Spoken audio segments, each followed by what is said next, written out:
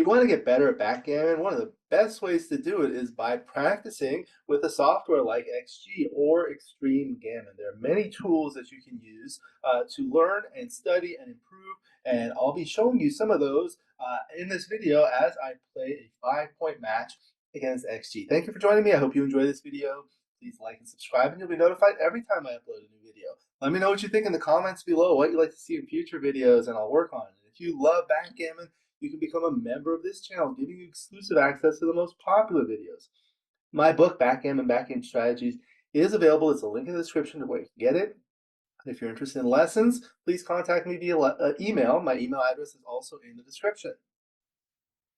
Again, in this video, I'm playing a 5-point match against XG. I'm playing on a beautiful Hector Sachs board, green with red and white points. The XG board is made by Rain. He makes beautiful XG boards. There's a link in the description where you can get it.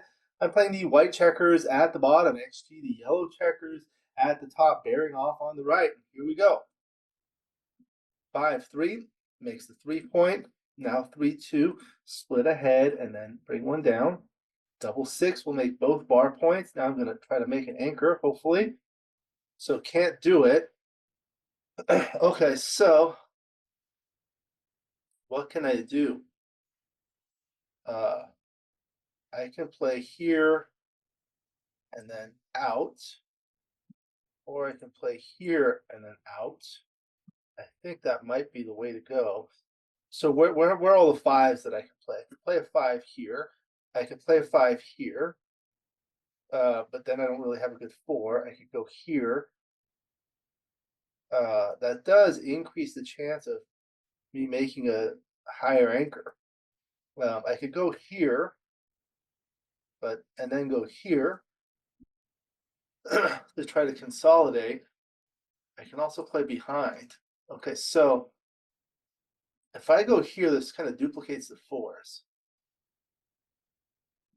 And then do I go up? Or I can go up and consolidate this one. This does leave fewer blots against a weaker board. It does make this stack worse here, but it leaves fewer blots. And I think there are 10 in the zone, but 2 are behind. And then this is rather awkward. Not too many to attack. So I'll try this one. We'll see what happens in the analysis. So it's a double looking to attack. So I do have 2 checkers back. Yellow has 2 checkers anchored. Yellow has a 2-point board. I have a 1-point board, and there's a nice structure with the 7 and 8 points. I only have the 8-point out here and a stack here. I'm behind by 18 pips in the race. There are some threats in terms of hitting here, but the nice thing about splitting both up is if you're hit or pointed on one of them, you have a decent chance of making the other anchor. So that would be good. So all in all, I think it's a take. So we'll take 5-2, clears it. Okay, 6-3. So can't hit. I can come out and come here. This does duplicate the 2 here and the 2 here. 5-4 comes around. Okay, 5-1. I guess I'll just slot here, stay back. I don't want to step up because that's the next point he wants to make. And I want to maintain a little bit more contact. 4-1. So I'm going to bring one down and unstack and make this point. 6-2 is playing safe. 2-1. So there's the 2. And I think I'll do this. This also slots this point and creates a builder. Whereas if I play 2 off, it just creates a builder without slotting that point. 6-4 plays behind.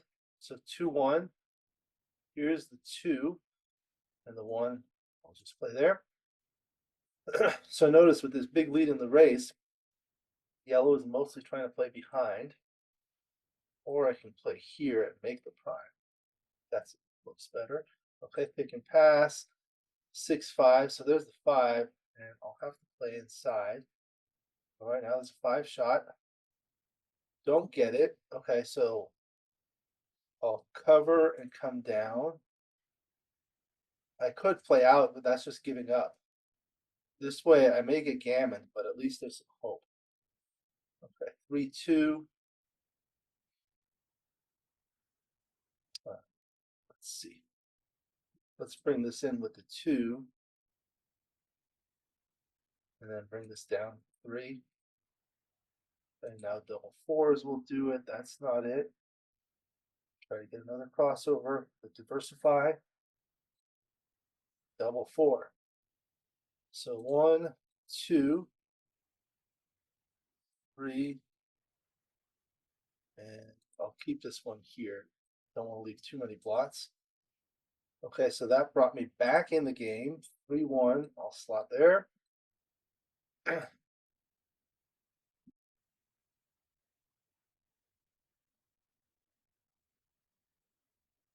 Then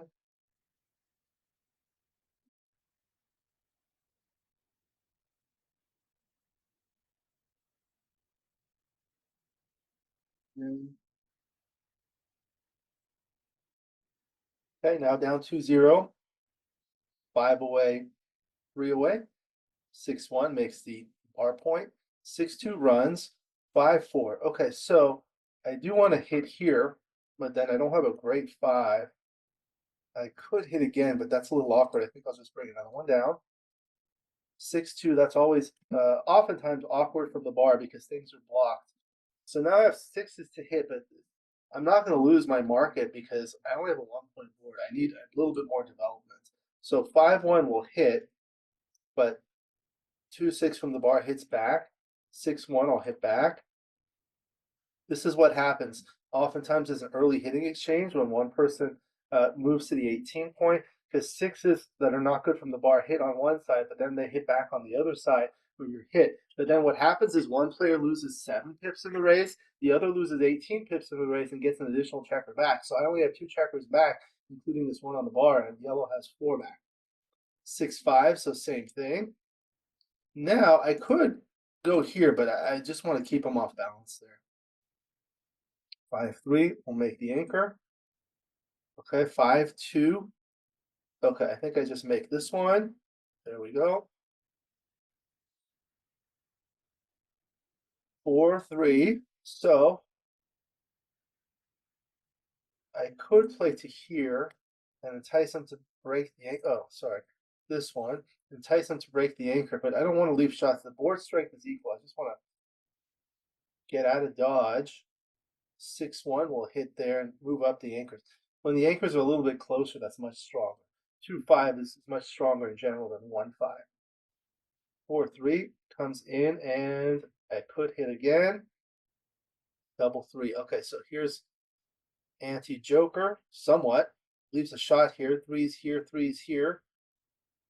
Up by 57 in the race, but that's a chance to make another anchor.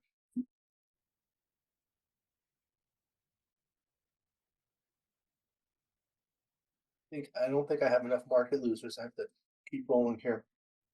Okay, so double 4. The question is, do I do this or not? I think I just want to keep the prime. So 1, 2, 3, and 4.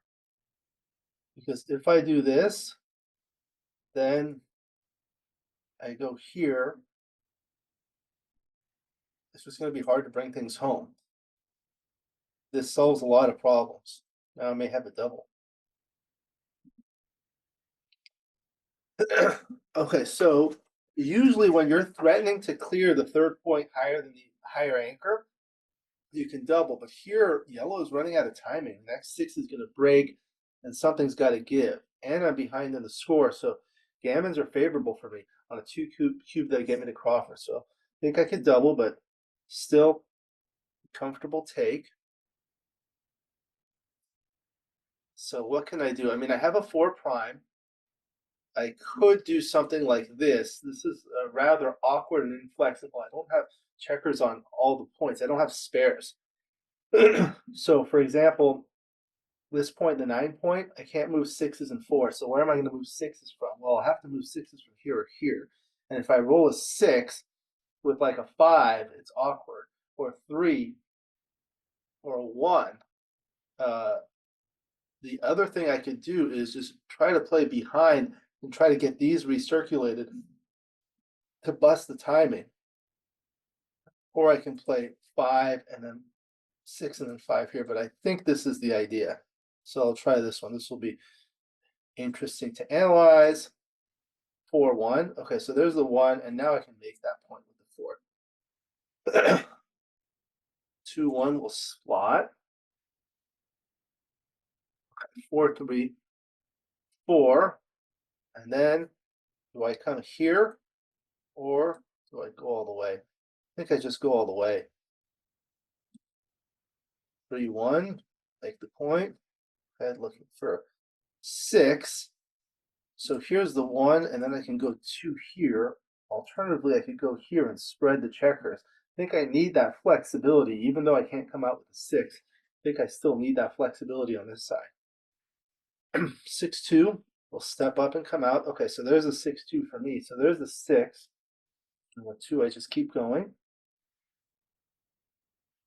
Okay, double 6. Okay, so 1, 2, or I can play 1, 2, 3 here and leave a single shot. I could do this 1, 2, 3, 4. So now what's blocked? 6s and 4s. 6s and 4s are from here. I guess a 6 is from here and a 4 is from here. If I do leave a shot now, it's only a 5 and a 3-2 and a 4-3.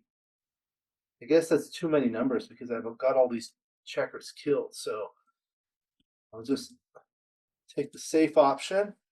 2-1 should, okay, so steps up there. 4-1. Okay, so the 4 is there. And I think I need to go here to have another 4. 6-3 will come around or out. 5-3 is a great roll. That took care of a lot of the problems. 5-4. Okay, so the 4 is forced. And the 5, I'm not going to do that. I'll have to do this. Hoping for something good. Double 2, that's great. Well, relatively. 1, 2, leave a blot there that I cannot cover, but I'll bear off 2 checkers. 6-1 hits. Hey, it's going to be very hard to redouble and 3 away, 5 away. So I came in looking for a quick 6. Don't get it. The 5 is forced. So 3 will hit. And now maybe some redoubles. This is going to be really hard. I don't think I can take this one. I've got these back. I only have 2 checkers off. I have to pass this one. Goes to Crawford. Okay. 5 away, 1 away Crawford. 5-1. 5-3, I make the point. 5-2 comes out. 4-1. I guess I could hit, but it breaks the 8 point. I think I just bring a spare checker here. Even though I know these stacks are awkward, don't think that's the right idea. Double 1 is good. Make the blocking structure. Double 4 and stacks both points. 4-1 to make the 8 point.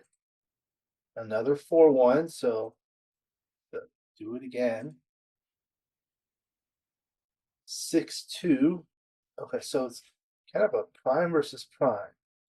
So I can go out here and do that. I think I just need to with the connectivity.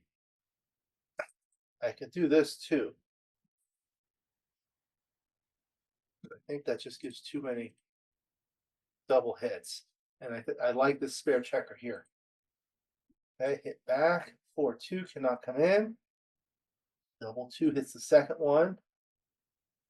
Gonna pick and pass there. Hits again.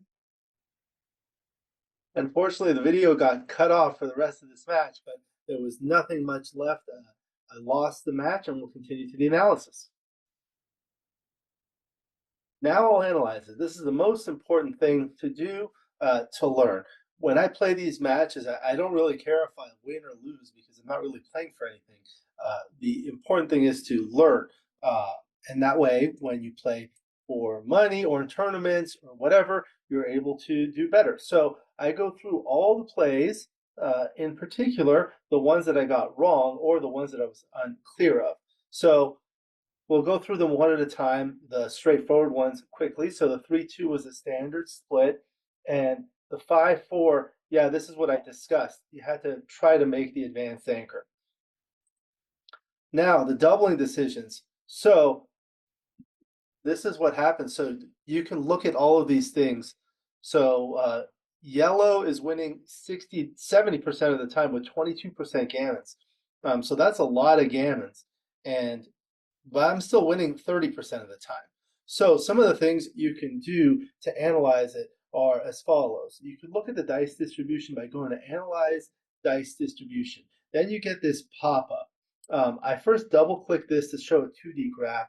Then I click the icon with the most red bars, and it goes from first roll 2-ply, second roll 1-ply, to first roll 4-ply, second roll 3-ply. So it's a higher level of analysis. And then I click after double take. So this will show me all of the rolls by the opponent next that are market losers. So here you see this is 1, so that's a market loss. So that's double 3, double 2, double 4, double 1, double 5, all these rolls that point on head. You can also look at the second roll. So these are my rolls next. So for example, 6, 3, double 3, and double 6 are rolls that would dance next. So again, looking at these double 3, double 2, double 4, let's see how they would play. So double 3 and double 2 would make both points, and that's huge. Double 4 would probably hit loose and make the 4 point. So those are huge. Okay. The other thing is these gammons are particularly valuable because a gammon on a 2 cube gets you to the Crawford game, and that's a valuable score. So you can go to Analyze and Cube Information, or Control-Alt-Q. Then you get this. So you want to look at gammon value, this tab here. So if you look at money or unlimited, the gammon value is always 0.5. Here in the match at 5 away with a center cube, it's slightly less. However, if you go to a 2 cube, now the gammon value is 0.655. So what that means is these gammons that you win are actually more valuable than they would be. The reason for that is because it takes you to the valuable Crawford score. Okay, then for doubling decisions, these are the other things that I like to do. So I put it on a second board. You hit Control-Shift-C for copy. Then I go to another window that's open, and I hit Control-V for paste. It'll give you a pop-up that says the current game is not saved. Do you want to save it? No. Okay, so now I can modify it to see what changes I can make. So let's look at it for an unlimited, and this is about the same. So it's about the same here. However, let's look at it if the opponent has 1 more point. So 4 away, 5 away. Now the gammon value is huge, and it's a big pass. So let's go back and look at the cube information. At 4 away, 5 away, the gammon value on a 2 cube for the leader is 814. That's huge. Now let's say you're 3 away. That drops down to 463. So that's big. So let's see what happens if you give them another point here. Now it's just barely a double. Look at that. That's a huge difference between 3 away, 5 away, which is a small double, and 4 away, 5 away, which is a huge pass. Okay, let's go back to the original position and modify things to see what would change things. So we saw in the original position, here it's a double and a take. So let's see what could make it a pass. Well, if you bring 1 more builder into the zone, now that's going to make it a pass. Okay, let's go back and see what if we had this point were stripped, making things a little bit more awkward. Now that becomes a pass.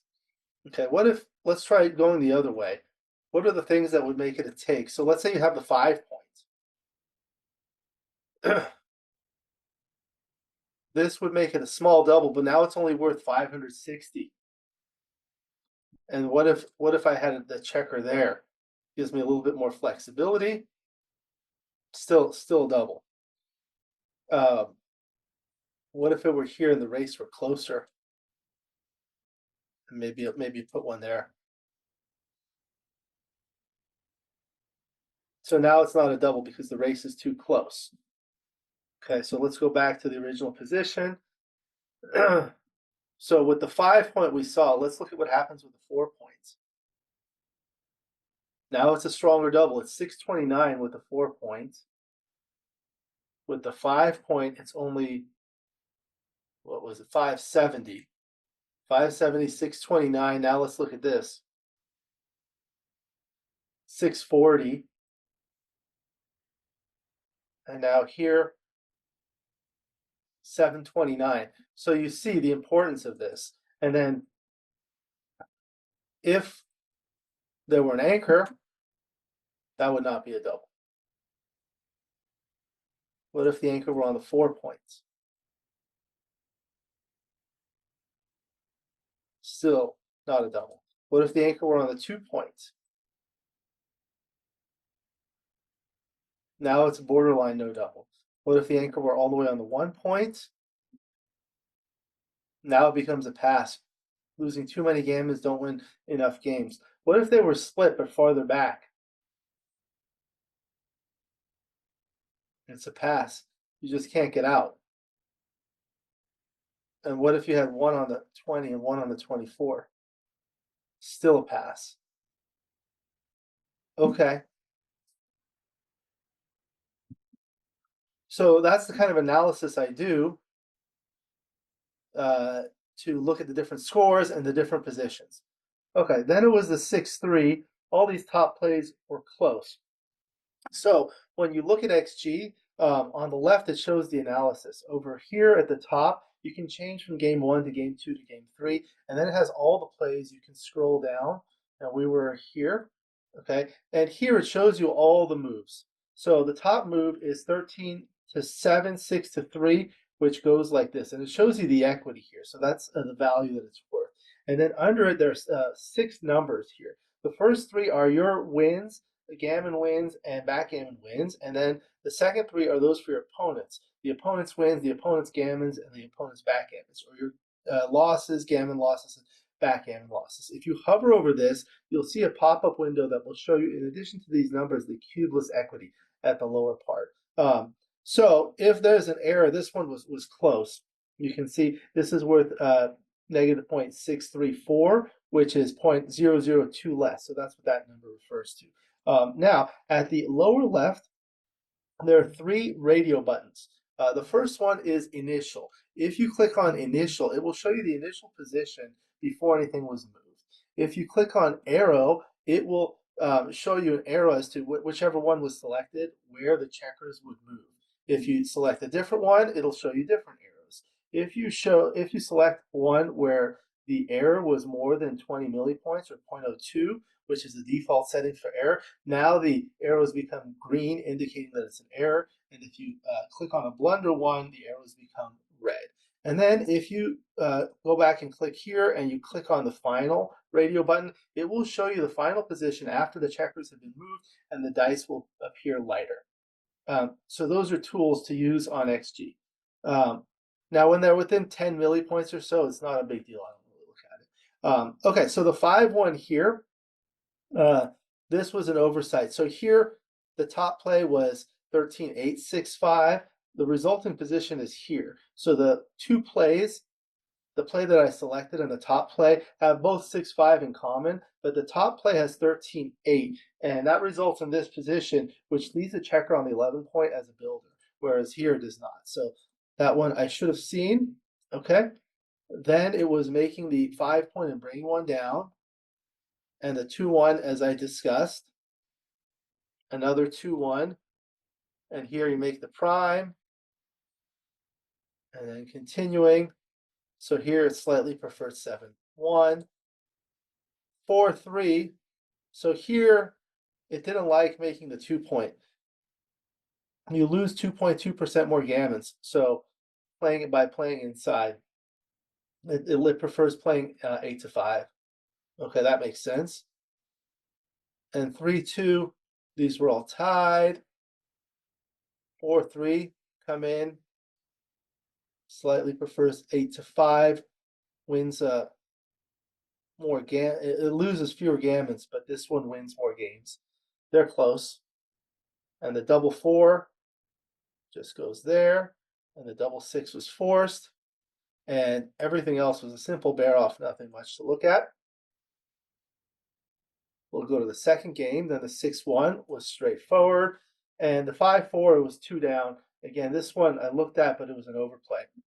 But it's important to actually look at the second best plays and think about what you would think the second best play is, because sometimes the second best play, or what you thought was the second best play, turns out to be the top play. And the most common times I make a mistake, and most people do, are when they don't even consider the best play. So it's important to at least consider them.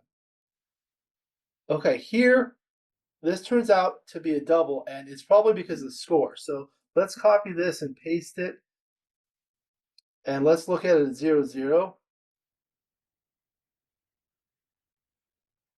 Here, it's not a double. It's just because of the score. So here I'm winning a lot of gammons because I can hit another checker.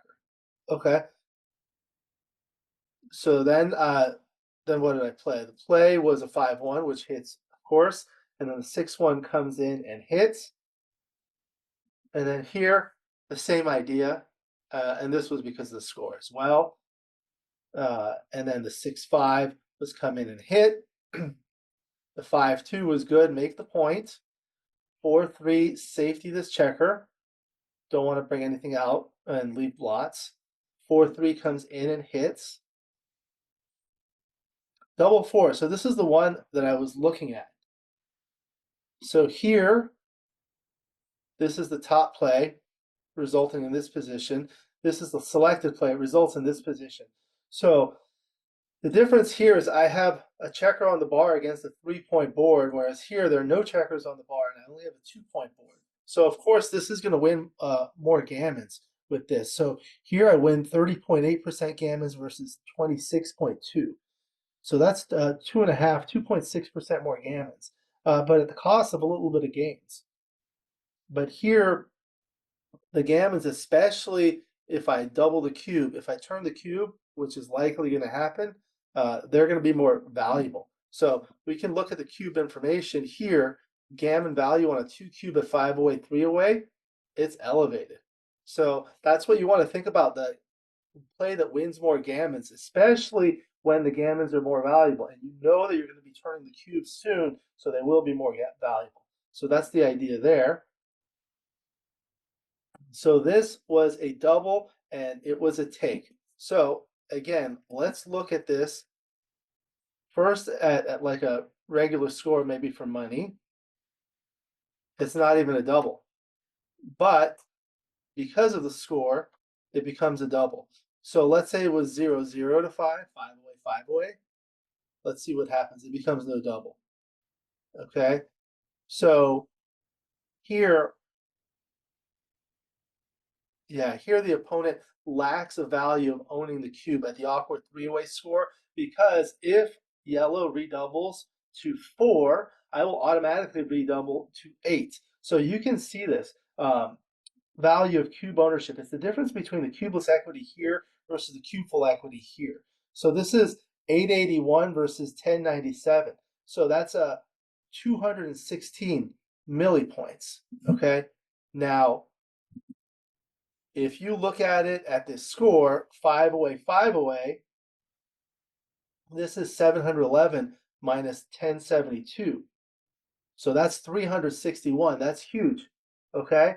Because if the opponent, now it's 0-0, 5 away, 5 away, redoubles to 4, it won't automatically win the match. So it won't be an automatic re-cube. So these are the things you want to think about. Okay, so now let's see, what could I have done to make it pass? Well, let's say I bring more builders here. What about that? Not quite pass, but let's make yellow's position a little bit worse. Now it becomes a pass because you don't have that option. What about the original position, which was here? No, it was here. And just move that up. Now it's a pass. Okay, so let's go to the original position and let's see what happens if yellow has more timing. Now it's not a double. Okay, so these are the exercises that I do to help me learn what are the aspects of the position that are important. And then once you do that, you start having a better understanding of these positions and when it's a double and when it's not a double. Okay, and then the 6-5. So this was the idea. You're trying to do this to try to get hit and recirculate your back checker to keep your prime intact. And the idea is to get these checkers back here, bring them around, and hopefully make this 5th point in the prime. That's really solid. When you have a 5 prime in front of the anchors, that's huge because it's much harder for the opponent to leap the prime, and it usually forces the opponent to ultimately crack the board. And that's what you want to do. Okay, then the 4-1. The 1 was forced and the 4 covers. And the 4-3 comes around. And here, look at this. It did prefer stepping up. And if you look at it, this is the final position after my play, and this is after the correct play. So it does look awkward here, but what it is after this play, the double 4 is really bad. Because notice the 4s are blocked from the 9 point, the 7 point, and of course the back. So you have to play them off the 8 point and the 6 point. So there are 5 total checkers there. So you're going to have to move 4 of them. That means you're going to leave a blot. But when you do this, it's completely forced. But you're not going to leave a blot. The other thing you'll notice is that the 5s play poorly after this play. I can't come out with the 5, so I'm going to have to dump something deep. But here, the 5s play better. This is a dice distribution diagram I've created using the data from XG. So this is the second roll. So this shows my equity after my second rolls next. So double 1, 2, 1, 3, 1, and so forth with an average column on the right for the top play. And the panel on the upper right shows the same thing for the selected play. You see these two are on a color scale from blue to red. Blue is good, red is bad. The darker the blue, the better. The darker the red, the worse. The panel on the lower left is a difference heat map. So it takes the value in a given cell, the equity value in a given cell on the upper right, and subtracts that from the equity value in the corresponding cell on the upper left. So in the panel on the lower left, blue favors play A, red favors play B, and the darker, the more the favor is. And you can see that plotted on the lower right. So you can see these 5s turn out really good. Much better for play 8 and the double 4. So the 5-4, 5-2, double 5, and so forth. So again, you can see that after this, the 5s were important as well as the double 4s next. So even though it's awkward, it's important to step up. Okay, then the 6-2 was straightforward, come out all the way. 6-4 was close without leaving a shot. Then the double 6, yeah, I didn't want to go 7-1. Just don't leave any blots. The 4-1 was virtually forced. 5-3 was a great roll. I cleared that point. This is the hardest point to clear when it's 6 away from the lower anchor because it's blocked from 6s and 4s. You cannot play off here. Then the 5-4, I had to play deep. The double 2 was some good, some bad. It clears this point and bears off 2 checkers, but it leaves the blot. That was hit. And then the 2-1, come in with the 2. And then this was another anti-joker. And here it was a double. I could still take it. But here, I couldn't move. And this was a pass. So I think even though despite the score, so we can go here. I mean, look at what it would take to make it still a take. So let's say I had all these checkers off. It's still a pass. What if there were, now it's no redouble and a take, but one more checker? Now that's borderline. So what if you had 5 checkers here? It's a pass, but 4 checkers, no double. Look how big a swing it is from one checker. So that was that game. We'll go to the third and final game, the Crawford game. The Crawford rule is used in match play, and it states that when one player is within 1 point of winning the match, doubling cube may not be used for that game, called the Crawford game. So here in a 5-point match, the opponent has 4. So there's no doubling for one game. Should the trailer win the Crawford game, he may double at his first opportunity in the next game, post-Crawford game, which is usually the case. So the 5-3 was straightforward, and the 4-1, it looks like this was close, but I did prefer redistributing the builder. This one wins some more gammons, which makes sense, but gammons are not very valuable at this score. And the double 1 was good. Then the 4-1 makes the 8-point. Another 4-1, the same thing. Now this one was the wrong idea. It left me with this. So here it prefers this play, which tries to prime the opponent. I just didn't like the look of it because these are stranded. But what happens after this play, the yellow is trying to come out from here. And from here, the 6s and 2s are blocked, but now 6s and 2s hit here. So that was the wrong idea. Okay. And then I couldn't move, and then everything else was forced. And then I finally came in, but it was too little, too late. So that was another practice match against XG. These are always very useful to learn all the different tools, the analysis, the dice distribution, modifying the position, modifying the score. One of the things that people ask me is, how is the dice distribution useful if you don't have access to it during the match? The answer is it's correct. You don't have access to it during the match, but when you study these things, you study the position, you start thinking about things this way so that when you play the next game or the next match or some match in the future, you start thinking about these things. You start thinking about how your next rolls play, how the opponent's next rolls play. One of the things I've learned is the correct play in backgammon is always based on the likelihood of future outcomes. And that has to do with the next roll for the opponent, the subsequent roll for you, or perhaps many rolls later. So that's the idea behind it. I've had the opportunity to have many top players play here on this channel. And one of the things I've learned is that they're always thinking about what's coming up next. And it's helped me tremendously to study the dice distribution and the other tools in terms of copying and pasting the position onto a different window on another board and modifying the position, modifying the score, looking at things like gammon value, looking at how the different roles play, and that teaches you a lot about checker play, cube action, and match play.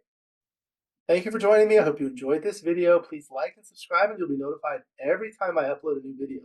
Let me know what you think in the comments below, what you'd like to see in future videos, and I'll work on it. If you love backgammon, you can become a member of this channel, giving you exclusive access to the most popular videos. Again, my book, Backgammon, Backgame Strategies, is available. There's a link in the description where you can get it. And if you're interested in lessons, please contact me via email. My email address is also in the description. I look forward to seeing you in future videos. And until then, keep rolling your dice.